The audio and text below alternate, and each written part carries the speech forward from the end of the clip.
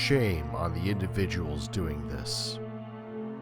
OMG, I looked up another article that gave some examples of what this challenge is. Absolutely unacceptable. Disgusted. Shameful. This is not cool. I am just flabbergasted that this is even a thing. Looks like advocating is still in the forefront of all our autism groups again. Unbelievable. I just posted about this earlier. When will people learn? Why does this happen?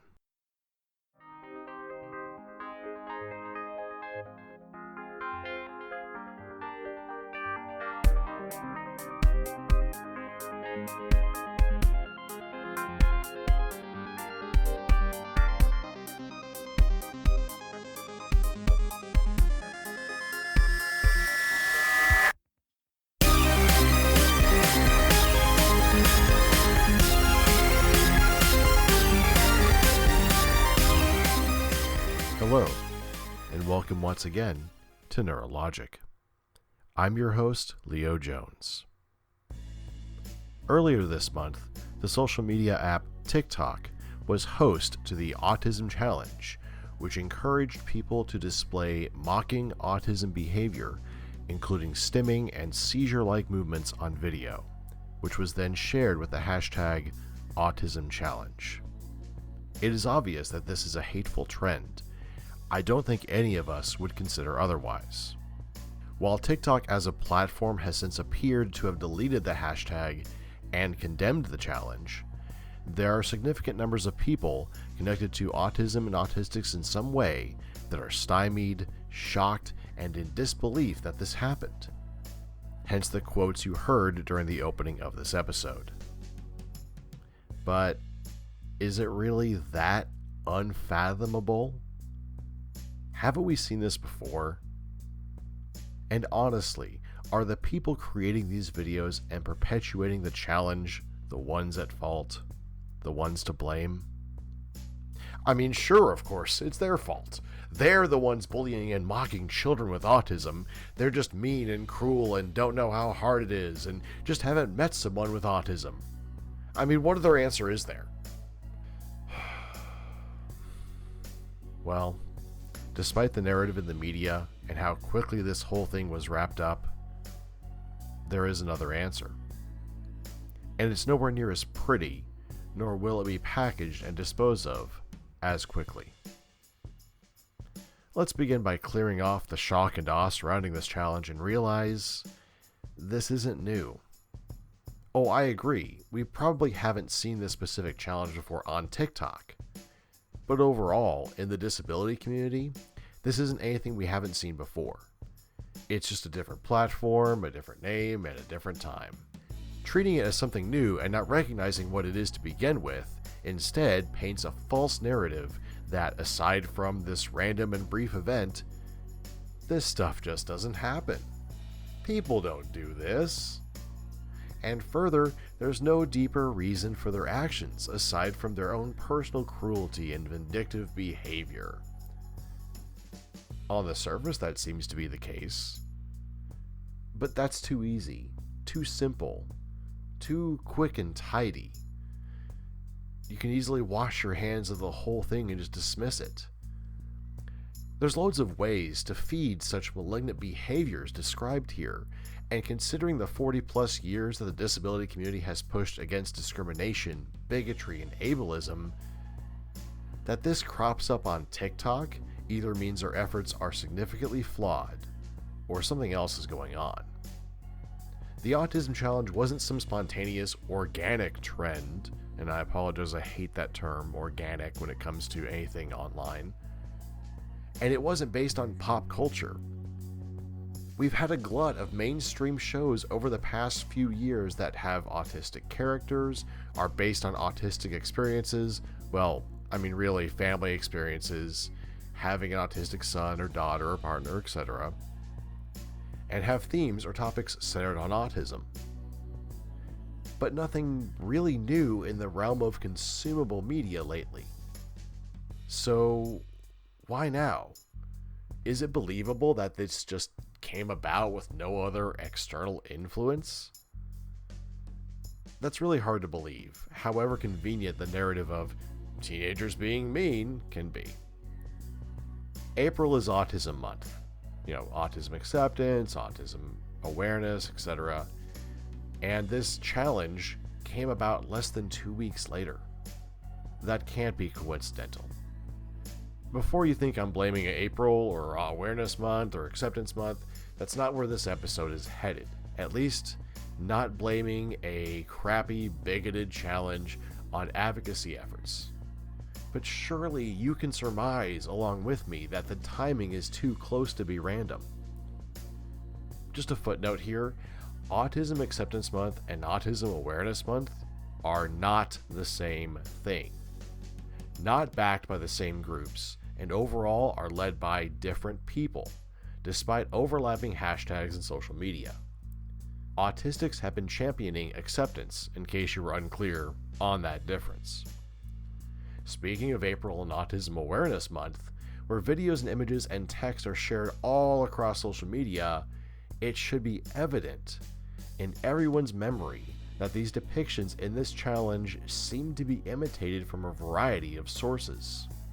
Videos posted by parents, organizations, and others showing autistics, largely without their consent, peak in April, despite rarely if ever putting us, especially those of us who are non-speaking, in a good light. Most of the time it's recordings of autistic children who can't tell their parents to not share what many of us would consider embarrassing and private moments. As Autistic Not Weird wrote recently on Facebook, quote, "The first generation of autistic children who had their meltdowns filmed and shared online have now become autistic adults. They have a few things to say about how they were treated in their most vulnerable moments. Oh, and the videos of them are still in circulation. The frightening thing is, the people who upload these videos truly believe they're raising autism awareness. But they're not. All they're doing is teaching their child that their opinions don't matter." End quote. Such exploitation can and has reached critical mass. This past week, if you are not aware, a family with a heavily monetized YouTube channel disowned the autistic child they had adopted 3 years earlier at the age of 4 years old. Of course, they called it rehoming and posted a tear-filled video about the update to their family. Such a lovely term, rehoming, as though he were a pet or a piece of beloved furniture. Imagine for a moment being 4 years old and your adoptive parents deciding after just 3 years you're too much for them to handle, and they just give up on you and send you back. I mean, not even back to your country of origin, just back to whoever runs adoptions in the state at the age of 7. From In the Loop about neurodiversity, quote, "His adoption was crowdfunded by their YouTube followers, and the adoption video on YouTube titled Huxley's Emotional Adoption Video, Gotcha Day China Adoption, has 5.6 million views and is still monetized. The family explained that Huxley had a lot more special needs that they were not aware of.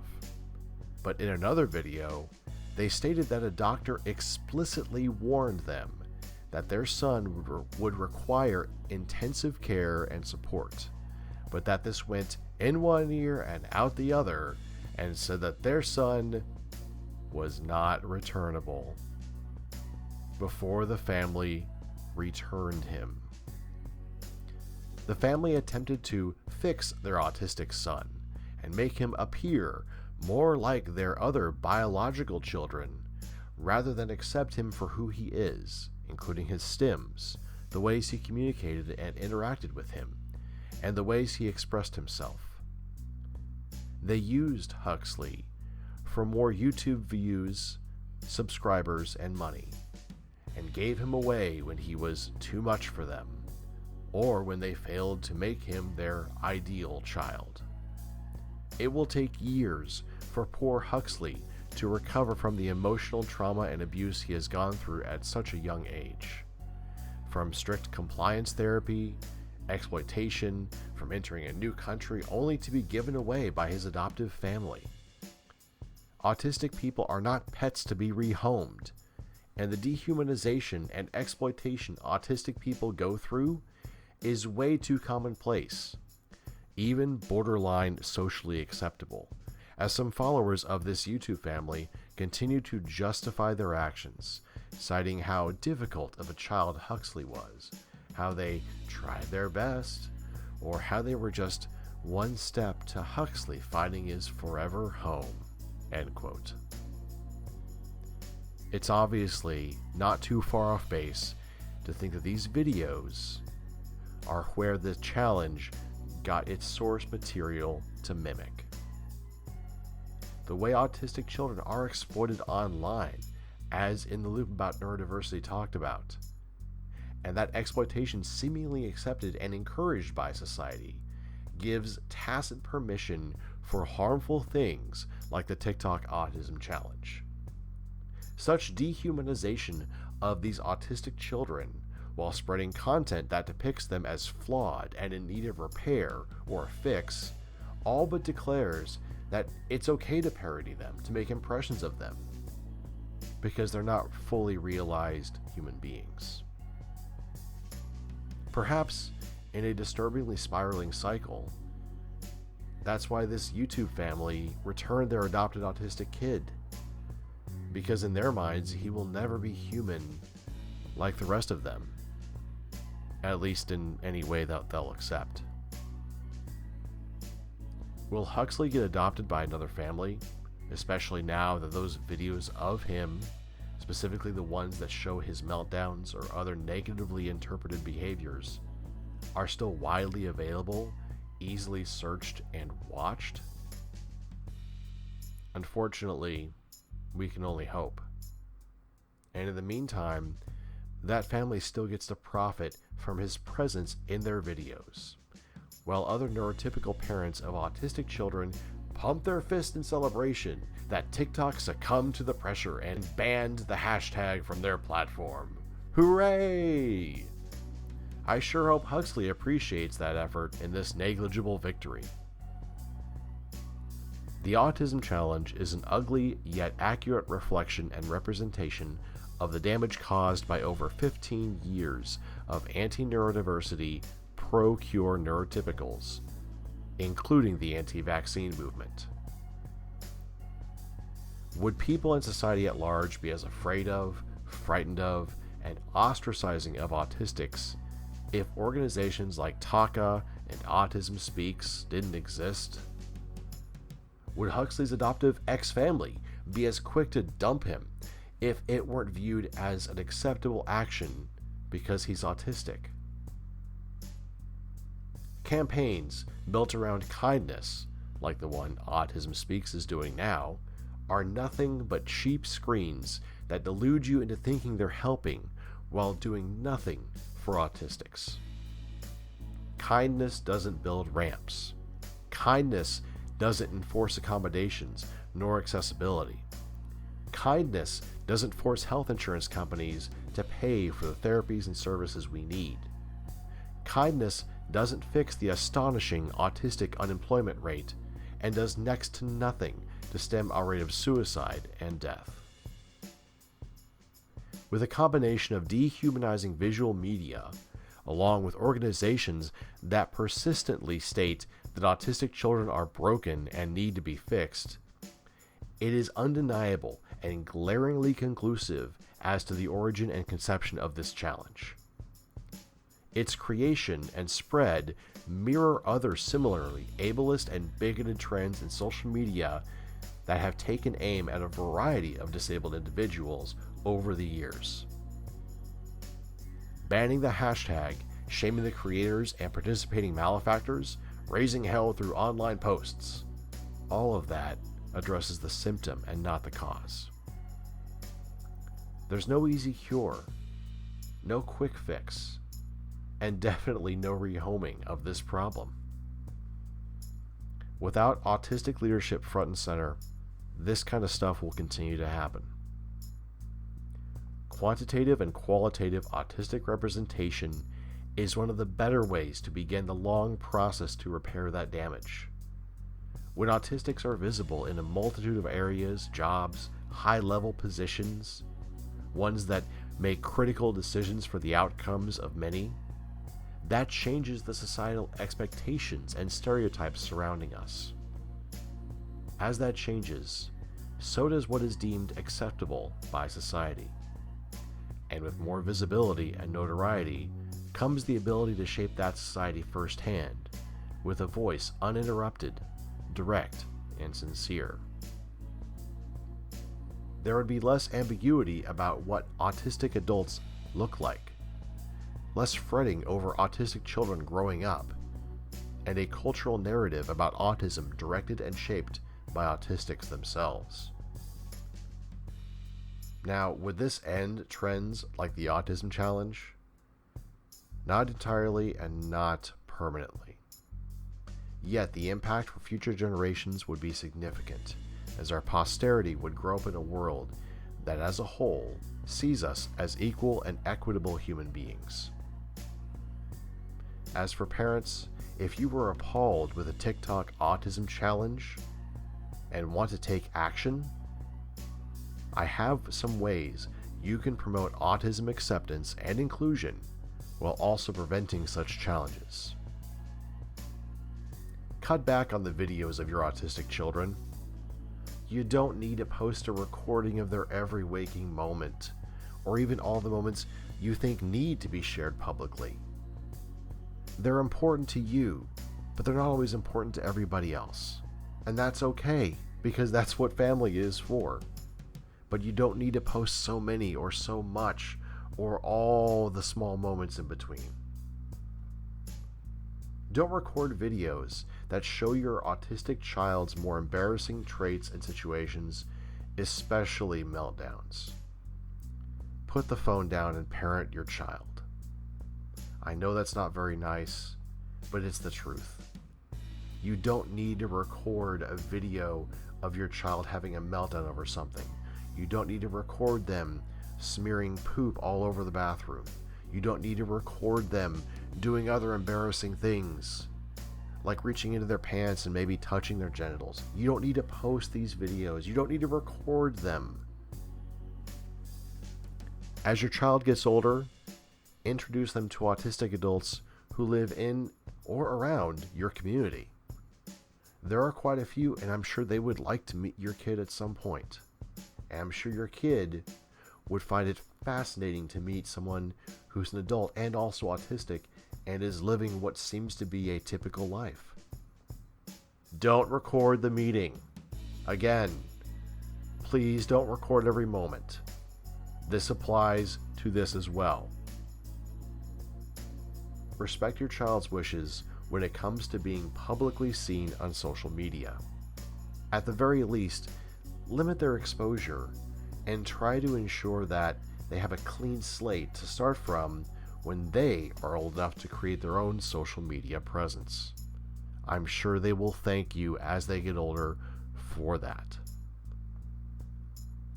Finally, unsubscribe, unlike, and leave the accounts, pages, groups, and sites of those parents who continue to show the worst behaviors of their disabled children via video or photos or text. Don't watch their videos, don't read their posts, and refuse to engage with them until they stop. We cannot change the past, but we can build the future. Fighting bigoted social media trends is all well and good, but fighting for a future for children like Huxley is a fight for the future for all autistics. I am Leo Jones, And this has been Neurologic.